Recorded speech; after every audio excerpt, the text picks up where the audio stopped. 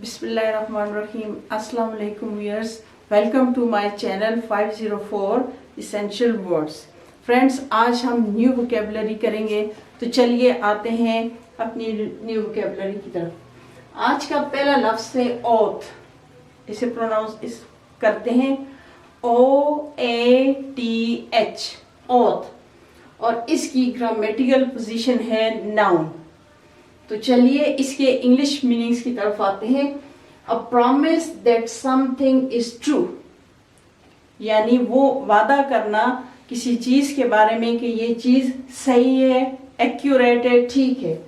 या फिर इसके एक दूसरे मीनिंग है कर्स। इसके इंग्लिश मीनिंग्स तो हो गए ना। अब मैं आपको थोड़ा कर्स के बारे में बताती हूँ। कर्स को वैसे तो हम कहते हैं कि अपनी नाराजगी का इजहार करना, या बाज़ दफ़ा हम यूज़ करते हैं कि लानत किसी पे भेजना, या फिर इसके एक और इंग्लिश में मीनिंग होते हैं अटर सम ऑफेंसिव वर्ड्स इन एंगर और एनायंस, यानी गुस्से में आके कुछ मुंह से उल्टा सीधा जब हम बोल देते हैं तो इसे भी कर्स कहते हैं। तो चलिए अब हम इसके सेंटेंसेस की तरफ आते हैं कि हम कैसे ये ओथ को यूज़ करते हैं। The president will take the oath of office tomorrow, कि प्रेसिडेंट जो हैं वो कल अपने ओहदे का हल्फ उठाएंगे। ज़्यादातर हम इसे हल्फ बर्दारी के सेंस में यूज़ करते हैं कि आज सदर हल्फ उठाएगा या प्राइम मिनिस्टर हल्फ उठाएगा, तो उसके लिए हम लफ्ज़ ओथ यूज़ करते हैं। इसका दूसरा जुमला है in the court the witness took an oath that he would tell the whole truth, कि अदालत में गवाह ने कहा कि वो पूरी जो सच्चाई है उसने वादा किया, उसने प्रॉमिस किया कि वो जो है सारी सच्चाई बता देगा।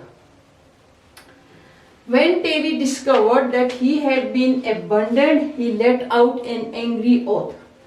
जब टेरी को पता चला कि उसे उसके फ्रेंड्स ने, गर्लफ्रेंड ने या उसके बाकी फ्रेंड्स ने उसे अबैंडन कर दिया है, his friends quit him or forsake him। ये हम पिछली वोकेबलरी में पढ़ चुके थे कि abandon की मीनिंग होते हैं to leave something, to quit something, या forsake या relinquish के मायने में आता है, यानी कोई चीज छोड़ देना, कोई चीज तर्क कर देना।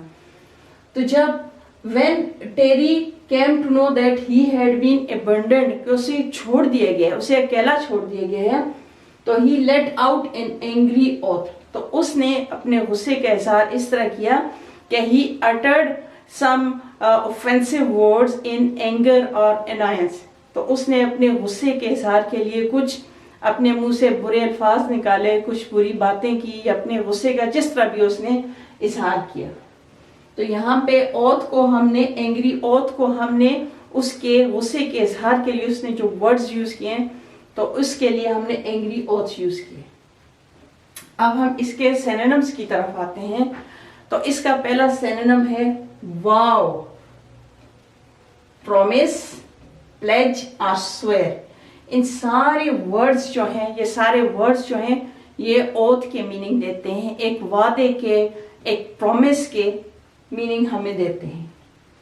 और इसका एंटीनम है, यानी इसके मुतजाद जो अल्फाज हैं वो है ब्रेक। जब हम कोई वादा करते हैं तो हम किसी भी, जब हम वादा करते हैं तो हमारा ये प्रॉमिस होता है कि हम इस चीज को फुलफिल करेंगे, अपनी पूरे जो है वो उससे अपनी केयर देंगे या उस चीज का ख्याल रखेंगे। लेकिन जब हम कोई चीज प्रॉमिस जब हम करते हैं तो उसे हम ब्रेक कर देते हैं, तो ये ब्रेक की सेंस में यूज होगा एंटीनम। और फिर साइलेंस, खामोशी, यहाँ हमने कहा है ना कि उसने अपने एंगर को शो किया, लेकिन यहाँ पे हम साइलेंस के तौर पे से ओथ के ये एंटीनम जो होंगे वो साइलेंस में होंगे, काइंडनेस, मेहरबानी की सेंस में, और प्लेजेंटरी के सेंस में। चलिए इसके हम रीकैप की तरफ आते हैं। ओथ, इसकी ग्रामेटिकल पोजीशन है noun. A promise that something is true या फिर अ कर्स।